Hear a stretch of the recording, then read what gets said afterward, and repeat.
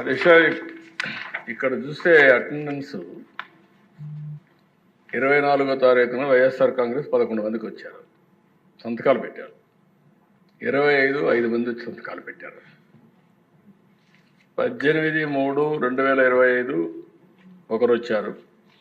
19/3/2025 నలుగురు వచ్చారు. లోపల ఎక్కడ వచ్చిన కనపడలేదు అధ్యక్ష. మీరు రానిలేదా? మీరు మాకు ఐడియా లేదు, మీరు రానిలేదేమో అని మాకు అనుమానం. మార్నింగ్ నేను అనౌన్స్ చేశానండి హౌస్లో. దొంగచాటును వచ్చి సంతకాలు పెట్టి కర్మందుకు పెట్టింది నాకు అర్థం కాదు. హౌస్లో కనపడలేదు ఎక్కడ. జీతాలు తీసుకుంటూ హౌస్కు రాకపోవడం ఒక తప్పండి. గవర్నమెంట్ జీతాలు తీసుకుంటున్నారు సార్ వీళ్ళందరూ కూడా. జగన్మోహన్ రెడ్డి మినహా అందరు ఎమ్మెల్యేలు కూడా నెల నెల జీతాలు తీసుకుంటున్నారు. మరి జీతాలు తీసుకొని డ్యూటీకి రాకుంటున్న వాళ్ళు ఏమనాలి సార్ మనం? అదే ప్రభుత్వ ఉద్యోగస్తులు కానీ డ్యూటీకి రాకపోతే ఏం చేస్తాం సార్ మనం?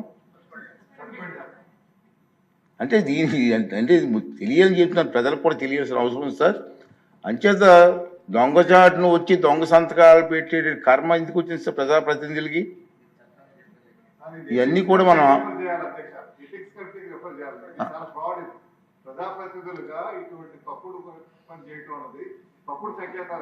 డెఫినెట్ చేద్దామండి. ఓకే, డెఫినెట్గా నేను ఒకసారి రూల్స్ వెరిఫై చేసి అవసరమైన రూల్స్ పర్మిట్ చేస్తే ఎథిక్స్ కమిషన్కి వెళ్దాం సార్. తప్పదు, ఇచ్చిందంటే ప్రజల డబ్బు ఇది. ప్రజా డబ్బుని జీతాలుగా తీసుకుంటూ ప్రజలకు సేవ చేయకుండా దొంగచాటుని వచ్చి సంతకాలు పెట్టవలసిన కర్మ ఇటు ఒకసారి చెప్పి దీనికి అవసరమైతే అంతా పెద్దలందరితో మాట్లాడి ఎథిక్స్ మనోహర్ గారు అంతా అనుభవం మాట్లాడిన తర్వాత అవసరమైతే ఎథిక్స్ కమిషన్ పంపిస్తాం.